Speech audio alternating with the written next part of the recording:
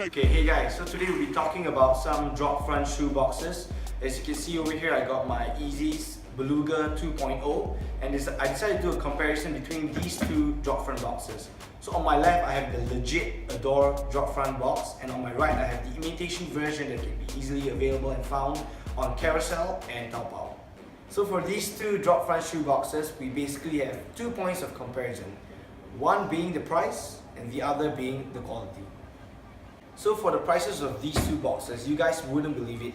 The replica boxes are actually priced exactly the same as the legit ADOR boxes. And in the next portion, we'll be talking about the make. So based on the price, you can see there are many differences and it's almost not worth it to get the replica ones.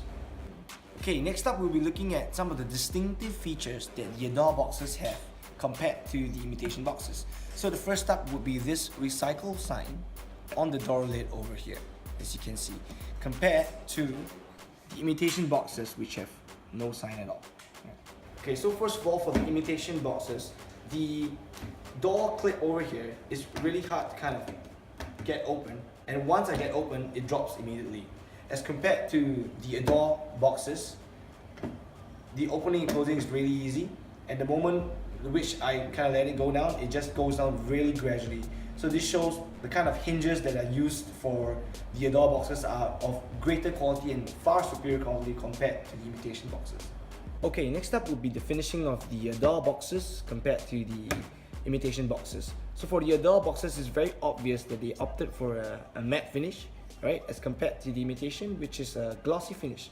So what this basically means is that for the gloss, there are going to be fingerprints left behind after touching these. So for people who are really affected by looking at all these marks and smudges, the matte finish provides an anti-fingerprint material which you don't have to worry about cleaning as often as the glossy surfaces.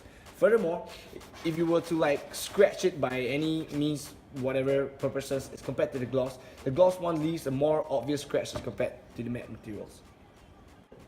So on the underside of the boxes, for the ADOR box, you can see this very distinctive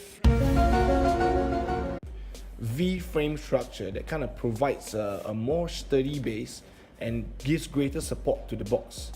As compared to the imitation, if you look really closely, you are not able to see any little V structure or any additional kind of frame or to give the base a stronger support. Okay, and next up would be the stacking beams over here. For the ADOR boxes, you can see there's an additional beam that kind of completes the stacking mechanism, as compared to the imitation where you see the beam is missing. So this is what companies usually do to cut corners, and in this case it's literally cutting some corners. And what happens with this lack of material would be that when you do stack up the boxes, they're going to be really shaky as compared to the ADOR boxes, which has the full stacking mechanism in place. Next up is going to be the shoe test. So I have here one of my favorite AJ3s, and I'm going to try to put it into the replica box. Okay. So here it is. So as you can see, one of the first things that I already realized is that the tongue kind of gets blocked by this little ledge over here, and I think this is something to do with the dimensions of the box, right? Okay. So yeah, it is in, it does fit, but check out what happens when I take it out. The tongue kind of gets stuck at the edge of the box on the roof ceiling, and I kind of got to use a little bit more force to pull it out. And in the long run, this might cause a lot of damage to the shoe. But let's try out the ADOR box now. Okay.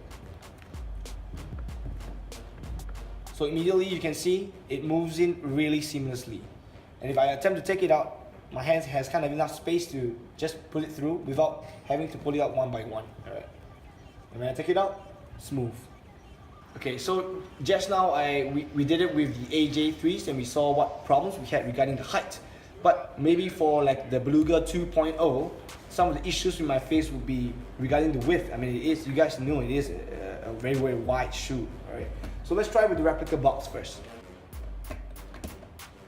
Okay. So same thing immediately, as you can see, as I try to push it in, I do face a little bit of resistance at the edge of the door here. And likewise, taking it out, you can see a little jam at the end where I'm gonna kind of force it out, and in the long run, it might cause some damage to this hole. Okay. Next up will be the ADOR boxes. Okay.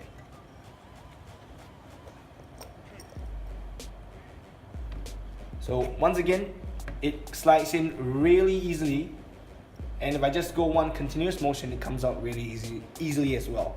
So we've covered all points of the ADOR boxes versus the imitation boxes. And I don't need to say how good the ADOR boxes are. So if you're not going to buy imitation shoes, don't buy imitation boxes. And last but not least, these homes ain't gonna house my kicks.